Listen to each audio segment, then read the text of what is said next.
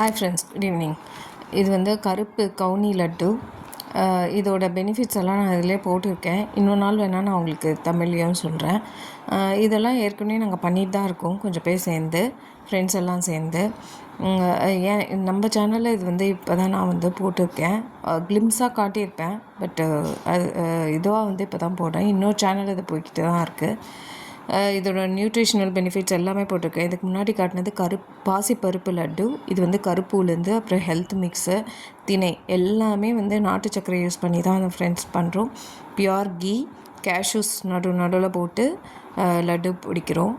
இது வந்து டெஸ்பேச்சுக்கு ரெடியாக இருக்குது.